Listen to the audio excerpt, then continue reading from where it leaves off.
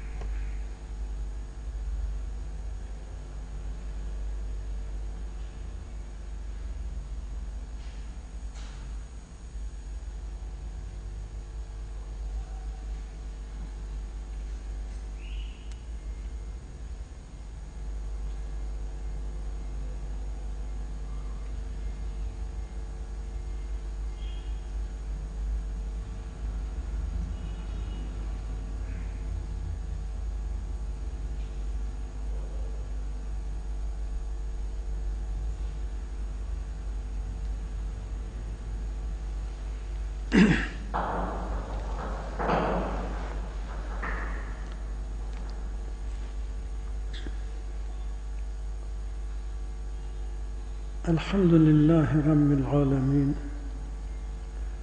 Vessalatu vesselamu ala seyyidina Muhammed ve ala alihi ve ashabihi ecma'in.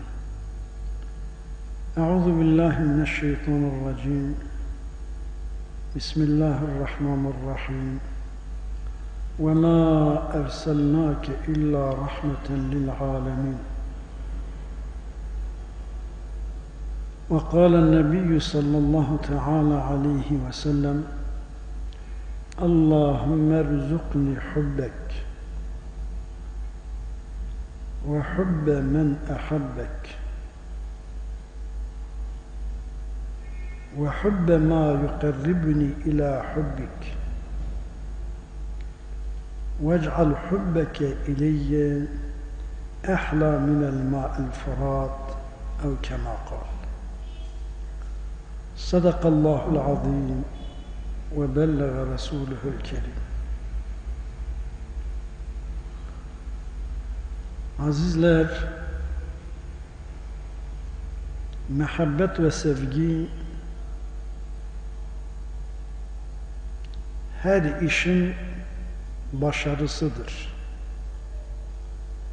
Bir işe karşı muhabbet, sevgi olmayınca İnsan o işte bir sonuca varamaz. Talebede okuma sevgisi olmazsa okuyabilir mi? Tüccarda ticaret sevgisi olmazsa ticaretinde başarıya kavuşur mu? Hayır. İlla sevgi olacak ki sevgi işlere götürsün, işlerin sonuçlarına götürsün. Hatta deniliyor, sevgi petrol gibidir. Uçakta, arabada petrol olmayınca yerinden kımıldanamaz. Ne uçabilir ne de yürüyebilir. Arabayı kımıldatan, yürüten, uçağı uçurtan petroldür. Sevgi de bir insanın kalbinde olmayınca insan yerinde sayarı durur. Ne madde aleminde ne de mana aleminde bir adım ileri gidemez. arabada petrol olmayınca gider mi? Senin de kalbinde sevgi olmayınca ne işe gidersin ne de işin sonucuna vararsın. Bütün sevgiler güzel. Allah sevgisi, evlat sevgisi, okuma sevgisi, vatan sevgisi, insan sevgisi, çalışma sevgisi. Sevgi nerede olursa canlılık oradadır, başarı oradadır. Fakat sevgilerin en sevimlisi Yüce Allah'ın sevgisidir çünkü yaratıcıdır. İkinci sevgi Peygamber aleyhissalatu vesselam'ın sevgisidir. Çünkü Peygamber aleyhissalatu vesselam'dır ki bize Yüce Allah'ın rızasına gider yolu göstermiştir. İman kardeşliğini bize bildiren O'dur. Cuma cemaati bize öğreten O'dur. Camiyi, caminin yollarını bize gösteren O'dur. Halal haramı bize açıklayan O'dur. Hulası Yüce Allah'a giden bütün yolları Peygamber aleyhissalatu vesselam bize bildirmiştir. Eğer o olmasaydı imandan, ibadetten, camiden, cemaattan, oruçtan, zekattan, sadakadan hiç de haberimiz olmazdı. O vasıta oldu. Bize bildirdi. Gerek Allah'ın kelamıyla olsun, gerekse de hadisleriyle olsun. Madem ki Peygamber aleyhissalatu vesselam Yüce Allah'ın rızasına gider yolları bize göstermiştir. Elbette ki çok sevilmeli. Çünkü o yoldan daha nezih, temiz, yararlı bir yol yoktur. Allah rızasının dışında herhangi amaç olursa Yüce Allah'ın rızasına kavuşamaz. Yüce Allah'ın rızasına gider yolları Resul-i Ekrem bize bildirmiş. Ahiret ve dünyada mutlu ve huzurlu olma etkenlerini, sebeplerini O bize bildirmiş. Hatta maddi ve manevi amaçlara kavuşmak için hakikat gerçeği O bize bildirmiştir. Elbette ki böyle bir insan sevilecek. Bir insan ne kadar Peygamber aleyhissalatu vesselam'ın emirlerini, sünnet-i seniyyesini, hadis ve ahlakına bağlı kalırsa o kadar Peygamber aleyhissalatu vesselam'ı sevmiştir. Hani falan adam derler o kadar babasına itaat eder ki emrinden hiç çıkmaz. Falan Müslüman o kadar Peygamber aleyhissalatu vesselama itaat eder ki işaretlerini bile yerine getirir. Emrinden dışarı olmaz. Ahlakıyla, edepleriyle ahlaklanır ve edeplenir. İşte bu insan Hazreti Muhammed'i sallallahu teala aleyhi ve sellem sevmiştir. Dil dolaşır. Diyor ben Peygamber aleyhissalatu vesselam'ı severim. Fakat ahlakı Peygamber aleyhissalatu vesselamın ahlakı değildir. Hedeflediği amaçlar Peygamber aleyhissalatu vesselamın amaçları değildir. Bu insan Peygamber aleyhissalatu vesselam'ı sevmemiştir. Seven insan onun terbiyesiyle terbiyelenir. Edebiyle edeplenir. Ahlakıyla ahlaklanır. Nerede bir camide bir alimden bir hadisi duydu, bir ayeti duydu, hemen onu uygulamaya gider. İşte bu insan Peygamber aleyhissalatu vesselam'ı sevmiştir. Dilce diyor ben fahri alemi severim. Fakat davranışları başkadır. O insan Peygamber aleyhissalatu vesselam'ı sevmemiştir. Efendiler, Peygamber aleyhissalatu vesselam'ın sevgisi insanın güzel ismini dünyada bırakır. Ahirette ise insanı mutluluk ve saadete götürür. Mesela Hazreti Ebu Bekir Siddik, Hazreti Ömer, Hazreti Osman, Hazreti Ali, diğer sahabeler radıyallahu teala anhum, Bilal-i Habeşi gibi kıyamete kadar isimleri, adları dünyada kaldı. Niçin? Çünkü Peygamber aleyhissalatu vesselam'ı severlerdi. Kendilerine verdiği edepleri almışlardı. Terbiyesiyle terbiyelenmiştiler. Ahlakıyla ahlaklanmıştılar. Hem dünyada onların güzel isimleri kalmış, hem de ahirette mutluları olurlar. Onların dışında ki Peygamber aleyhissalatu vesselam'ın akrabalarıdır. Ebu Cehil yakın akrabasıydı. Ebu Leheb onun amcasıydı. Peygamber aleyhissalatu vesselama savaş açtılar.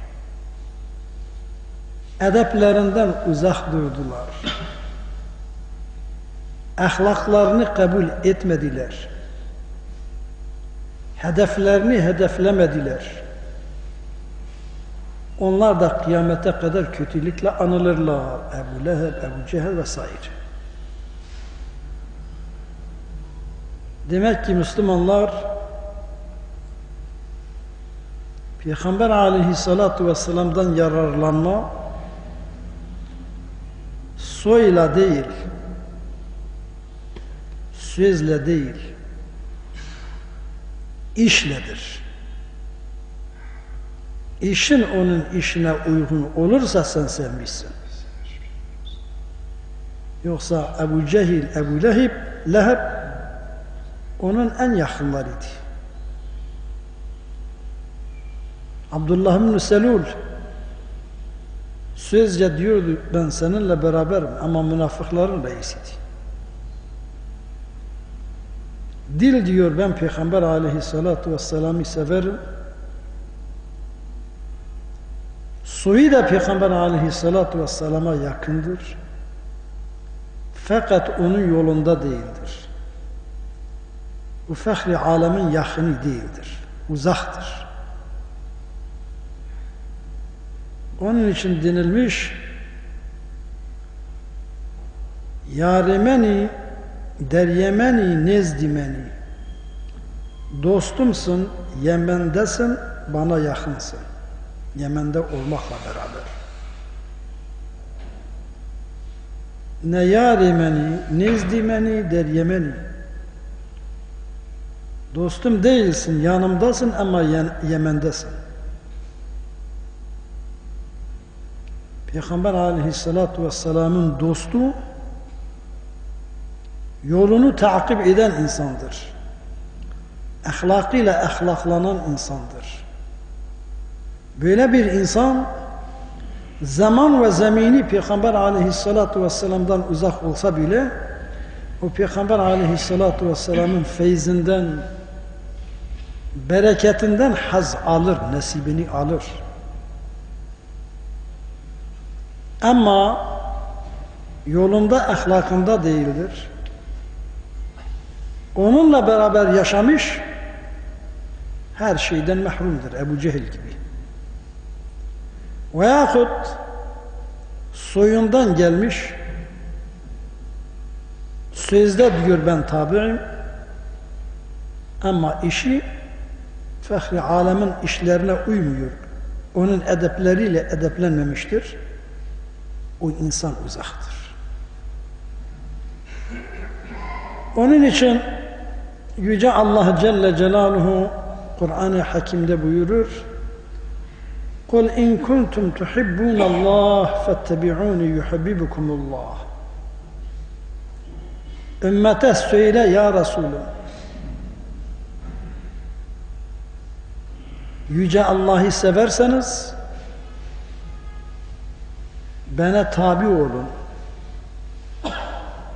izimi takip edin, edeplerimle edeplenin, ahlakımla ahlaklanın.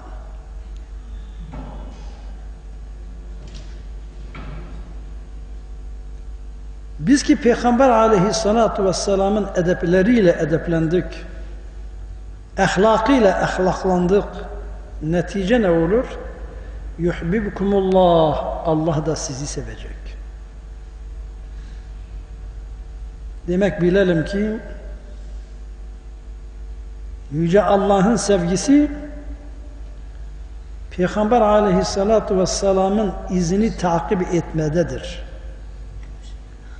Bir insan fahri alemin edepleriyle edeplenmiş, ahlakıyla ahlaklanmış, onun izinde gidiyor, o insan bilsin ki o Yüce Allah onu sevmiştir. Yüce Allah Celle Celaluhu bir insanı severse onu hem dünyada hem de ahirette mutlu kılar. Çünkü o kadir-i mutlaktır. Onun gücünü, iradesini hiçbir şey engelleyemez. Dostuna her iyiliği yetiştirebilir. Yeter ki biz fahri alemin yolunda olalım.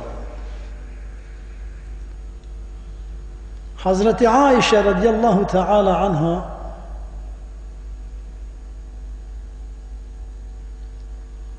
diyor ve kana hulukuhul Kur'an. Peygamber aleyhissalatu vesselamın ahlakı da Kur'an'dır. İşte bu namaz kıldığımız vardır ya, Peygamber Efendimizin ahlakıdır. Ezan okumak Peygamber aleyhissalatu vesselamın ahlakıdır. Cami cemaate gelmek Peygamber aleyhissalatu vesselamın ahlakıdır. Kurban kesmek Peygamber aleyhissalatu vesselamın ahlakıdır.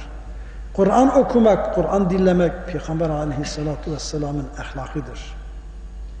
Ölülerimizi bu şekilde kaldırırız, namazını kıldırırız, gider mezarın üzerine okuruz, ondan sonra telkinini veririz, gömeriz, kefenleriz. Bunların tümü Peygamber aleyhissalatu vesselamın ahlakıdır. Evet, insan nasıl onun ahlakını tutar, yasak ettiği bölgelerden de sakınır. Çünkü insanın yükselişi için, insanın uçuşu için iki kanat var. Bir emirleri yerine getirmek, bir de yasaklardan sakınmak. Bizde emirlerin yerine getirilmesi vardır. Elhamdülillah oruç tutarız, cami cemaatine geliriz, Fakat Müslümanlar yasaklardan sakınmamız çok azdır. Yani bizim bir kanadımız kırıktır. Emirlerin yerine getirilmesi vardır ama menahiden, yasaklardan sakınma yoktur. Eğer o olsaydı bu açık seçiklik daha başka bir tabirle hayasızlık bazı kadınlardan niçin meydana gelsin ki? Humarlar niçin olsun ki? İçkiler niçin olsun ki? Adam öldürmeler niçin olsun ki? Birbirimize karşı kin bağlamak niçin olsun ki? Bunların hiçbirisi olmayacaktı. Evet. Peygamber aleyhissalatu vesselamın bize verdiği iki kanat var. Birisi emirleri yerine getirmek, diğeri de haramdan, yasak ettiği şeylerden sakınmak. Bizde az çok emirleri yerine getirme kanadı vardır. Fakat haramdan sakınmak kanadımız kırıktır. Onun için maddeten manen yükselmiyoruz. Kırık oldu ne olacak? İnsan yerde kalır. Yılanlara, kurtlara, kuşlara yem olur gider. Bir insan da eğer ki iki kanadından birisi kırık olursa yerdedir. Şeytanlara, kötü ortama, kötü arkadaşa yem olur gider. Dünyası da gider, ahireti de gider. Kul in kuntum tuhibbunallah. Söyle eğer siz Allah'ı severseniz fettebi'uni. Bana tabi olun. İzimi takip edin. Ahlakımla ahlaklanın, edeplerimle edeplenin. Fahri Alem aleyhissalatu vesselam bunu bize diyor. Yüce Allah'ın sevgisi, yani sevgisinin belirtisi, alameti Peygamber aleyhissalatu vesselam'ın yolunda gitmektir. Eğer biz gidersek ne olur? Yuhbibkumullah. Peygamber aleyhissalatu vesselam'ın izni takip eder, edepleriyle edeplenir, ahlakıyla ahlaklanırsak Allah bizi sever. Allah severse içimize huzur verir, toprağımıza bereket verir, insanlarımıza sevgileşme, barış verir. Allah severse her ihsanı insanın üzerine akıtır. وَهُوَ قَادِرٌ عَلَى كُلِّ شَيْءٍ. O her şeye kadirdir. Yeter ki işaret ettiği noktaları, yolları takip edelim. Evet. Bir bu. Birisi derse ben Peygamber aleyhissalatu vesselam'ı severim. Bir dikkat etsin. Ne kadar onun ahlakıyla ahlaklanmış, ne kadar emirlerini yerine getirir, ne kadar yasak ettiği bölgelerden sakınır. İkincisi, Peygamber aleyhissalatu vesselam'ı seven bir insan, Peygamber aleyhissalatu vesselam'ın üzerine çok salavat getirir. Hani meşhurdur. Deniliyor. Sevilen çok söylenilir, çok da anılır. Bir tüccar ticaretini çok sever. Ticareti çok konuşur. Bir talebe okulunu çok sever. Okulunu çok konuşur. Biz de Peygamber aleyhissalatu vesselam'ı seversek onu çok konuşuruz, çok anarız. Neyle? Üzerine çok salavat getirmekle. Allahümme salli ala seyyidina Muhammedin ve ala ali seyyidina Muhammed. En az her Müslüman günde 300 sefer demezse 100 sefer demelidir. Allahümme salli ala seyyidina Muhammedin ve ala ali seyyidina Muhammed. Allah'ım rahmeti yağmur gibi Peygamber aleyhissalatu vesselamın üzerine al ashabına yağdır. Allahümme salli ala seyyidina Muhammedin ve ala ali seyyidina Muhammedin manası odur. Ya Rabbi rahmeti, bereketi yağmur gibi Peygamber aleyhissalatu vesselamın üzerine al ve ashabı üzerine yağdır. Evet Müslümanlar, bu bir duadır Peygamber aleyhissalatu vesselama yaparız. Gerçi Peygamber aleyhissalatu vesselam bizim duamıza muhtaç değildir. Lakin duamızla onun derecesi daha da yükselebilir. Çünkü Yüce Allah'ın yanındaki olan dereceler sonsuzdur. Dua edersek manası odur, onu severiz. Onun üzerine salavat getirmek, ona dua etmek manası odur, onu sevmişiz. Dua edersek onu anarız.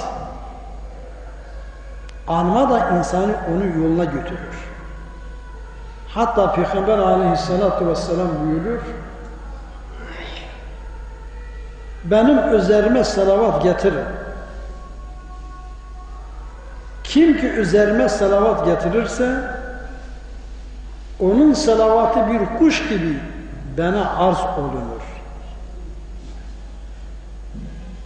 Ben o salavatın sahibinin ismiyle tanırım. Biz burada dersek Allahümme salli ala seyyidina Muhammedin ve ala ali seyyidina Muhammed, bizim bu salavatımız kuş gibi uçar. Fahri alemin ruhaniyetine arz olunur. Fahri alem bilir ki bu salavat sahibi kimdir? Kimin ağzından çıkmıştır? Ve diyor cevap da veririm. Allahümme salli ala seyyidina Muhammedin ve ala ali seyyidina Muhammed dersek, bu salavat bir kuş gibi gider Peygamber aleyhissalatu vesselamın ruhaniyetine görülür, arz olunur. Peygamber aleyhissalatu vesselam bilir bu salavatı getiren kimdir? Kimin ağzından çıkmıştır? Cevap da verir. Acaba Peygamber aleyhissalatu vesselamın cevabı ne olabilir? En az Ya Rabbi nasıl o diyor yağmur gibi rahmet bereketi Peygamber aleyhissalatu vesselamın üzerine yağdır. Sen de Ya Rabbi yağmur gibi rahmet ve bereketi bu salavatı getirenin üzerine yağdır. Duamız kabul olmamayabilir. Olmaz. Olur. Ama Peygamber aleyhissalatu vesselamın bize yaptığı dua mutlaka makbuldur. Peygamber aleyhissalatu vesselam'ı seven bir insan yolunda gider. Üzerine çok salavat getirir. Sevmek de hakkımızdır. Camiyi, cemaati, ibadeti, imani, kardeşliği, sadakayı, bütün insani faziletlerini bize bildiren Peygamber aleyhissalatu vesselam'dır. Bir gün sahabe koşa koşa Peygamber aleyhissalatu vesselam'ın yanına geldi. Hayli mübarek yüzüne baktı. Allah Celle Celaluhu dünyada o mübarek yüzünün görmesini bize nasip etmedi. Ahirette Celle Celaluhu bize nasip buyursun. Sonra dedi ya Resulallah, biz çiftliklerimize gidiyoruz, işlerimize gidiyoruz. Sizi hatırladığımız zaman dayanamayız. İşi bırakırız, geliriz meclisine, senin mübarek yüzüne bakarız, seninle beraber oluruz, kalbimize huzur gelir, yine gideriz işimizin başına. Ölüm hepimizin içindir. Siz illa cennete gideceksiniz. Farazen biz de cennete girdik. Senin makamın çok yüksek. Bizim makam da çok düşüktür. O düşük makamda, senin o yüksek makamda nasıl seni görebiliriz? Seni de görmezsek biz dayanamayız. Dünyada budur. 1-2 saat senden ayrı durursak dayanamayız. Cennette senden uzakız, biz seni görmeyince biz nasıl dayanabiliriz? Peygamber aleyhissalatu vesselam cevap vermedi. Hatta bu ayet-i kerime geldi. وَمَنْ يُتِعِ اللّٰهَ وَالرَّسُولَ فَاُولَٰئِكِ مَعَ الَّذ۪ينَ اَنْعَمَ اللّٰهُ عَلَيْهِمْ مِنَ النَّبِيِّينَ وَالصِّدِّقِينَ وَالشُّهَدَاءِ وَالصَّالِحِينَ وَحَسُنَ اُولَٰئِكَ رَف۪يقًا. Kim ki Yüce Allah'a itaat ederse, yani Kur'an'ın izinde giderse, Resulullah'a itaat ederse, hadis-i şerifin gösterdiği yolda giderse, o insan Yüce Allah kendilerine nimet verdiği insanlarla beraberdir. Onlar kimlerdir? Peygamberlerdir, sıddıklardır, şehitlerdir, salih kullardır.